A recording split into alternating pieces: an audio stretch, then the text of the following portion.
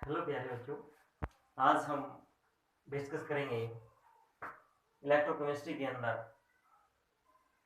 Fifth lecture number 5 में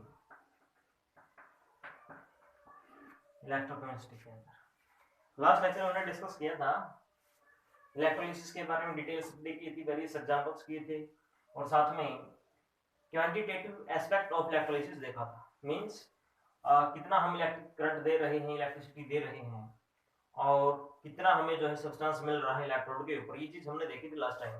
means Faraday first law देखा था हमने इलेक्ट्रोलिसिस का। आज हम डिस्कस करेंगे Faraday second law of electrolysis. आइए डिस्कस करते हैं। According to this law, if same quantity of electricity is passed, ठीक है भाई, सेम क्वांटिटी इलेक्ट्रिसिटी पास करनी है। ये बात समझ में आ गई। कहां से? थ्रू डिफरेंट इलेक्ट्रोलाइटिक सॉल्यूशन, अलग अलग इलेक्ट्रोलाइटिक सॉल्यूशन के अंदर से। मान लो एक NaCl का ले लिया, एक KCl का ले लिया आपने, समझे बात। आगे भी कुछ दे रखा है, connected in the series, series में जोड़ दिया।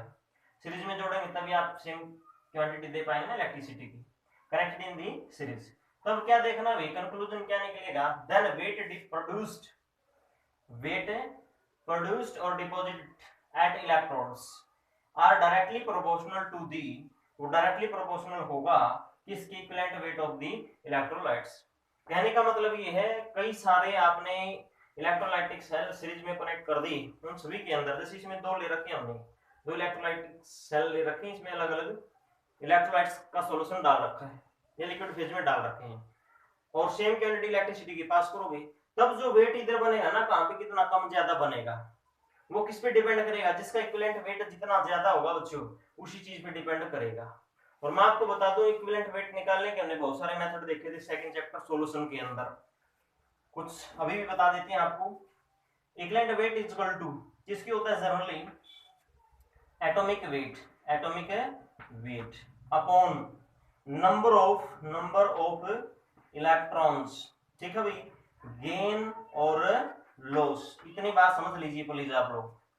जैसे मान लो ये है सोडियम की हम बात कर रहे हैं, सोडियम का आपको इक्विवेलेंट वेट चाहिए, इसने कितने इलेक्ट्रॉन लिए हैं भाई? एक। तो इसका जो एटॉमिक मास है उसको एक से डिवाइड कर दो। इसी प्रकार से अगर मान लो आपको इक्विवेलेंट वेट चाहिए Ca2 पॉजिटिव का, और रिएक्शन दिखा रहा है ये Ca2 पॉजिटिव कैल्शियम, क्या ये वाली, तो इसका इक्विवेलेंट वेट कितना आ जाएगा? इस कैल्शियम का एटॉमिक वेट डिवाइड बाय 2, क्योंकि दो इलेक्ट्रॉन्स इसने लिए हैं। ऐसे निकलता है बच्चों इक्विवेलेंट वेट।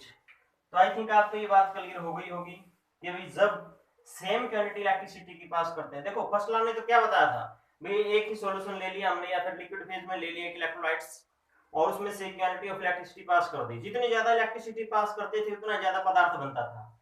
फर्स्ट लॉ के अकॉर्डिंग ये बात थी। और मैं आपको बता दूं, फर्स्ट लॉ ने मैथमेटिकली जो इक्वेशन दी थी वो क्या थी बच्चों? W = Z × Q। Z इसमें हमने डिस्कस किया था इलेक्ट्रोकेमिकल इक्विवेलेंट था, और Q क्या था भाई? क्वांटिटी ऑफ इलेक्ट्रिसिटी पास्ड, और W क्या था? मास डिपॉजिट और लिबरेटेड ऑन द इलेक्ट्रोड। ये चीज आपको याद होगी। तो प्यारे बच्चों, आइए देखते हैं कुछ और चीजें इसके बारे में। यहाँ पे दो फॉर्मूले मैंने लिखे हुए हैं, इनको भी हम समझेंगे ये कैसे आए हैं।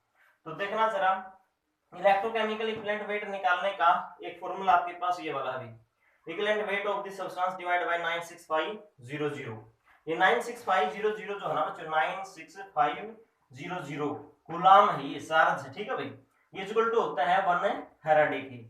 कहने का मतलब ये हुआ प्यारे बच्चों, 1 फैराडे की वैल्यू क्या होती है? अप्रोक्सीमेट 96500 कूलम होती है। ये कहां से आई है, क्या होती है, ये समझते हैं इस चीज को। प्यारे बच्चों देखो, ध्यान से देखिए प्लीज आप लोग, ध्यान इधर होना चाहिए आपका 100%। इसको आप जानते हैं क्या? Na positive.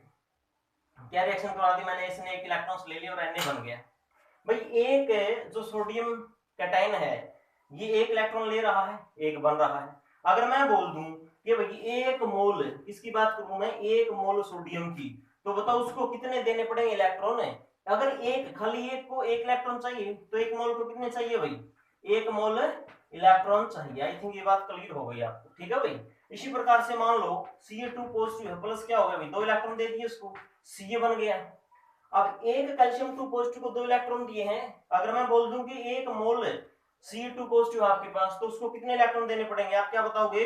2 मोल इलेक्ट्रॉन देने पड़ेंगे। तो ये बात आपको अच्छे से समझनी है भाई। चलो अब एक बात देखते हैं हम, एक इलेक्ट्रॉन पे चार्ज कितना होता है? आप इस बात को पढ़ चुके हैं 1.602 इंटू 10 की पावर माइनस 19 गुलाम होता है प्यारे बच्चों। कितना होता है 1.60 इंटू 10 की पावर माइनस 19 गुलाम होता है एक इलेक्ट्रॉन के ऊपर चार्ज। अब मैं बात करता हूं भाई एक इलेक्ट्रॉन का चार्ज ही है तो एक मोल इलेक्ट्रॉन्स पे कितना चार्ज होगा। एक मोल का मतलब क्या है, प्लस वन में आपने पढ़ा था प्यारे बच्चों, एक मोल का मतलब होता है एवोगाड्रो नंबर मीन 6.022 इंटू 10 की पावर 23। तो इसका मतलब ये हो गया भाई एक मोल इलेक्ट्रॉन्स अगर आप किसी को दे रहे हो उसका मतलब क्या हुआ, कितना चार्ज, अगर चार्ज निकालना हो तो एक इलेक्ट्रॉन का चार्ज आपको पता है 1.602 इंटू 10 की पावर माइनस 19 कूलम है, इनटू क्या कर दो एक मोल की वैल्यू, एक मोल की वैल्यू बोलते हैं एवोगाड्रो नंबर। इन दोनों को जब आप मल्टीप्लाई करोगे ना भाई आपके पास वैल्यू कितनी आ जाएगी, अप्रोक्सीमेट 96500 कूलम आ जाएगी। अप्रोक्सीमेट वैल्यू है बच्चों ये 96484 आती है, एग्जैक्ट वैल्यू तो ऐसा कुछ है बट हम कैलकुलेशन इजी हो इसलिए मान लेते हैं अप्रोक्सीमेट वैल्यू। अभी आपको क्या पता होना चाहिए एक फैराडे का मतलब क्या है। एक फैराडे का मतलब है एक मोल इलेक्ट्रॉन्स के ऊपर चार्ज, एक इलेक्ट्रॉन्स का चार्ज ये था, एक मोल मतलब एक मोल की जो वैल्यू होती है एवोगाड्रो नंबर, इससे और हमने क्या कर दिया से एक जो इलेक्ट्रॉन्स का चार्ज इससे मल्टीप्लाई कर दिया इसको, ये दोनों को मल्टीप्लाई करने से ये चीज आती है। This is called 1 Faraday. You know 1 Faraday क्या होता है, charge present on 1 mole of the electrons और उसकी वैल्यू होगी कूलम के अंदर इतनी। तो फैराडे इस प्रकार से आप क्या मान सकते हैं बच्चों, फैराडे आपके पास क्या हो गया भाई, चार्ज की यूनिट हो गया एक प्रकार से, ये मान सकते हैं। ठीक है जी। अभी देखो ये है हमारे पास एल्यूमिनियम भाई 3 पॉजिटिव प्लस 3 इलेक्ट्रॉन्स। अब बन गया क्या, एल्यूमिनियम। एल्यूमिनियम का एटॉमिक मास आपको पता होना चाहिए, जैसे एटॉमिक नंबर इसका 13 होता है। तो इसका मतलब ये है भाई 27 ग्राम या 26 ग्राम इसका एटॉमिक मास, अगर 26 ग्राम है बच्चों एल्यूमिनियम का तो 26 ग्राम आपको एल्यूमिनियम चाहिए ना, कितनी इलेक्ट्रिसिटी देनी पड़ेगी, कितना क्वांटिटी चार्ज देना पड़ेगा बताओ प्यारे बच्चों, 3 फैराडे। कितना देना पड़ेगा भाई 3 फैराडे, क्योंकि एक आयन को कितना चाहिए 3 इलेक्ट्रॉन चाहिए और एक मोल आयन को 3 मोल इलेक्ट्रॉन चाहिए। एक मोल इलेक्ट्रॉन पे चार्ज होता है 1 फैराडे और 3 पे कितना हो जाएगा, 3 से मल्टीप्लाई कर दो। अगर यही चार्ज आपसे कूलम में पूछ ले तो क्या कर दोगे, इस फैराडे की वैल्यू पुट अप कर दो 96500 कूलम। यहां से भी अच्छे अच्छे न्यूमेरिकल बनते हैं, हम डिस्कस करेंगे। अभी हाल फिलहाल आपको ये क्वेश्चंस आनी चाहिए, फैराडे का मतलब समझ में आना चाहिए क्या होता है, कूलम में इसकी वैल्यू कितनी होती है। और उसके बाद देखिए जरा भाई हमारे पास क्या है बच्चों, जो इक्विवेलेंट वेट होता है ना किसी भी सबस्टेंस का इक्विवेलेंट वेट, वो डायरेक्टली डिपेंड कर रहा है भाई 96500 कूलम के ऊपर। मतलब 96500 कूलम है ना, इतना जो चार्ज होगा ये कितना सबस्टेंस बनाएगा, इक्विवेलेंट वेट के बराबर बनाएगा। कैसे देखो, अगर मान लो हमारे पास क्या है भाई, हमारे पास एटॉमिक मास है, ठीक है भाई एटॉमिक मास। अभी अभी आपने देखा था 3 फैराडे और यू कैन से 3 इंटू बच्चों क्या 96500 कूलम। 3 इंटू 96500 कूलम जो है कितना प्रोड्यूस कर रहा था एटॉमिक वेट के बराबर, एल्यूमिनियम की जब मैंने बात की थी उतना जो क्या बना रहा था भाई, उतना जो है सब्सटेंस बना सकता है एटॉमिक मास के बराबर। ठीक है, अगर मैं आपसे पूछूं 96500 कूलम मतलब कि 1 फैराडे, ये 3 फैराडे है ना, 1 फैराडे बोल दो आप या 96500 कूलम बोल दो, वो बताओ कितना सब्सटेंस बनाएगा। तो आप बोलोगे एटॉमिक मास डिवाइड बाय ये वैल्यू डिवाइड बाय बच्चों दिस वैल्यू आ जाएगी 3 इंटू 96500 कूलम। अब एक बात देखो आप, मैंने अभी अभी आपको कुछ देर पहले बताया था एटॉमिक वेट डिवाइड बाय ये जो फैक्टर है ना, इन फैक्टर मतलब कितने इलेक्ट्रॉन लिए हैं या दिए हैं। अगर आप इस चीज को सोल्व कर लेते हैं तो क्या हो जाता है भाई, इसका मतलब आपके पास इक्विवेलेंट वेट आ जाता है। तो सिंपल वे में आपको इतना समझ लेना बच्चों, जो 96500 कूलम है ना, ये क्या करता है equivalent weight of the substance deposit करता है। तो अगर हम इस वैल्यू को इधर लेके आए, इक्विवेलेंट वेट इस पे डिपेंड कर रहा है डायरेक्टली प्रोपोर्शनल, फिर जेड उसका कांस्टेंट लग जाता है। एक फार्मूला ये है।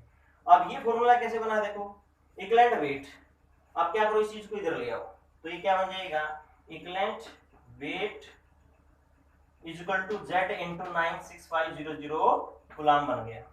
अब बच्चों हमने ना लास्ट टाइम फैराडे का फर्स्ट लॉ पढ़ा था, उसके अकॉर्डिंग क्या होता है, उसके अकॉर्डिंग z बराबर किसके हो गया था भाई, w बाय q, क्योंकि हमने देखा था w इक्वल टू किसके था भाई, z इंटू q के था। तो यहाँ से z की वैल्यू निकल जाएगी। अब यहाँ इस इक्वेशंस के अंदर z की वैल्यू पुट अप कर दो आप, तो ये इक्वेशंस आपके पास आ जाएगी। मतलब z की जगह w बाय q रख दो according to first law of Faraday. ये था प्यारे बच्चों क्या, second law of the Faraday. इसको अच्छे से पढ़ें। नेक्स्ट लेक्चर के अंदर इसके दोनों लॉ के ऊपर हम कुछ न्यूमेरिकल पोर्शन डिस्कस करेंगे। यहाँ तक अच्छे से पढ़िए आप। कोई दिक्कत अगर फिर भी आता है कमेंट सेक्शन में आप बता सकते हैं या डायरेक्टली आप पूछ सकते हैं। तो वीडियो को देखिए और शेयर कीजिए अपने दोस्तों के साथ। अगर आपको पसंद आती है इसको लाइक कीजिए। Thank you.